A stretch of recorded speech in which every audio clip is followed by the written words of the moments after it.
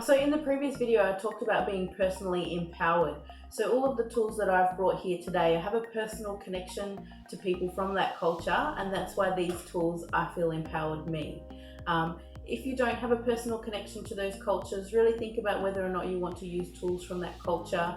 We do have to be a little bit careful that we're not appropriating things from other cultures, but at the end of the day, if it helps you feel strong and it empowers you and it's not disempowering anybody else, then that's a good place to start from. So some of the simplest ways that we can cleanse a space is to light a candle.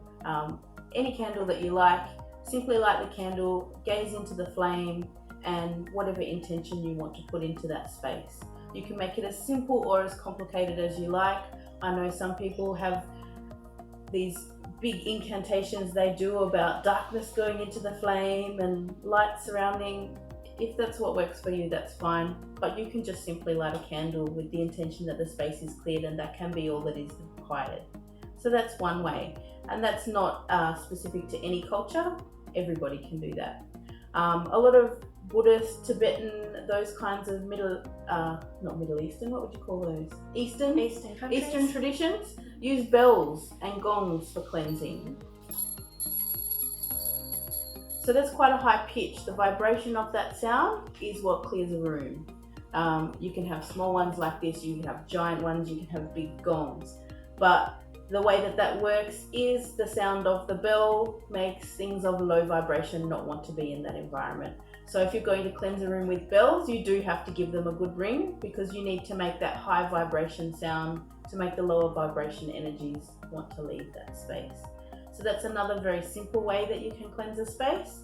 And then some specific to particular cultures. This is a rattle that I purchased from a Native American brother. It has a cactus handle here. This rattle is made from gourd, and it also contains some turquoise, and this has quite a resonant sound.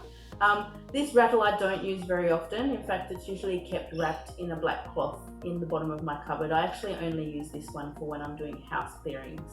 The reason I have the Native American connection is one of my spiritual teachers has Native American teachers and lineage, and so when I was working with him, I purchased this. I don't use it very often, but it's a nice tool to have in my toolbox. If you don't have that, you can use any kind of rattle that you have, preferably from natural materials, because again, it's the resonance and the vibration of the sound that draws negative or lower energies from the area. This is a simpler version. An African friend gave this to me, and these can actually be worn around the hand or the ankles, so you can dance in the space to clear out the lower vibrations. It's quite a fun way to do it. I don't use this very often, but I do like to demonstrate to people that it doesn't have to be anything complex, and it doesn't have to be all doom and gloom. So dancing and singing is a beautiful way to clear energy. My heritage, I'm a Noongar woman from southwest Western Australia. I have this set of hand-carved rosewood clapsticks. I'm not going to play them now because I don't feel that's appropriate, but in the right time and place, I can use these to clear energy from a room. I also have these beautiful magpie wings here. So these were gifted to me.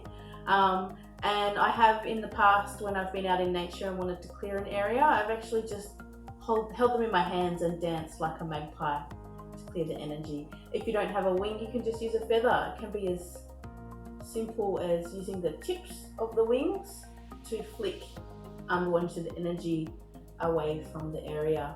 And then finally, you can burn different things, which we're going to cover in the next video, but there's different plants and different resins and different oils that can be burned for clearing energies in the room, but we'll go through that in the next video. Thanks, that was really informative, and yeah, I like that we have all these different tools at our disposal, and it's good to know like what the different cultures use and that there are so many ways in which we can cleanse the space. Yeah, and absolutely, if you don't belong to any of these cultures, come up with your own method, something that works for you, that makes you feel strong and empowered, and share it with us. We'd love to hear what you use and what works for you. Absolutely, thanks.